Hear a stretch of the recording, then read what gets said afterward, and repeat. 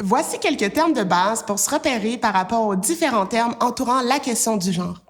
Gardez en tête que ces définitions ne devraient pas être utilisées comme un moyen de classer des personnes dans des boîtes, mais plutôt pour établir une base commune afin d'assurer une compréhension collective des termes.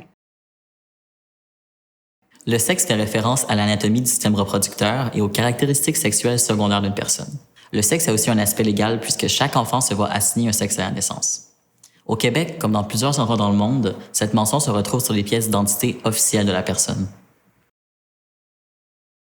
L'identité de genre est notre sens profond de soi, qu'il soit masculin, féminin, un mélange des deux, aucun des deux ou toute autre variation.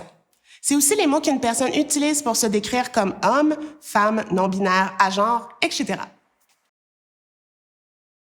L'expression de genre est la façon dont nous présentons notre identité de genre au monde extérieur, que ce soit par nos comportements, par nos vêtements, par la façon dont nous portons nos cheveux.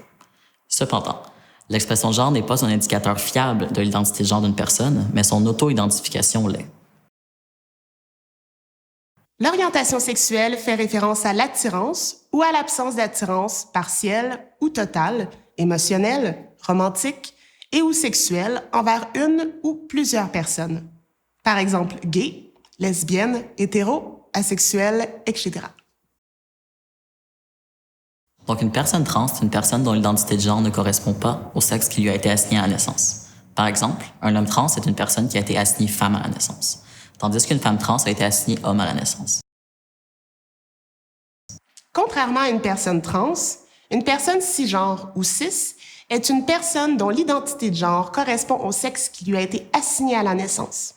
Par exemple, une personne qui a été assignée femme à la naissance et qui s'auto-identifie comme femme. La non-binarité fait appel à l'existence de plus de 2 identités de genre. En ce sens, les personnes non-binaires s'auto-identifient ainsi afin de s'affirmer hors des paramètres sociaux de binarité homme ou femme. Par exemple, les personnes non-binaires peuvent définir leur identité comme étant à la fois masculine et féminine ou en se définissant différemment sur le spectre du genre. Les enfants créatifs et créatives sur le plan du genre expriment leur identité de manière différente des stéréotypes de genre féminin ou masculin socialement prescrits. Or, ces enfants ne s'auto-identifient pas nécessairement comme trans, et leur créativité n'est pas pour autant un indicateur d'une telle auto-identification dans le futur. Une transition est un parcours qu'une personne prend afin de vivre et affirmer son identité de genre de manière authentique. Ces transitions peuvent prendre plusieurs formes, soit sociales, légales et ou médicales. La transition sociale peut comprendre, par exemple, le coming out, soit le dévoilement de son identité à son entourage et le changement de son apparence. La transition légale, tant qu'à elle, touche plus spécifiquement le changement de prénom et ou le changement de mention de sexe. La transition médicale comprend plusieurs possibilités. Lorsqu'il s'agit d'enfants d'un certain âge qui peuvent et qui souhaitent avoir accès à des moyens de transition médicale, elles pourraient se faire prescrire des bloqueurs d'hormones par un spécialiste de la santé, tel que les endocrinologues.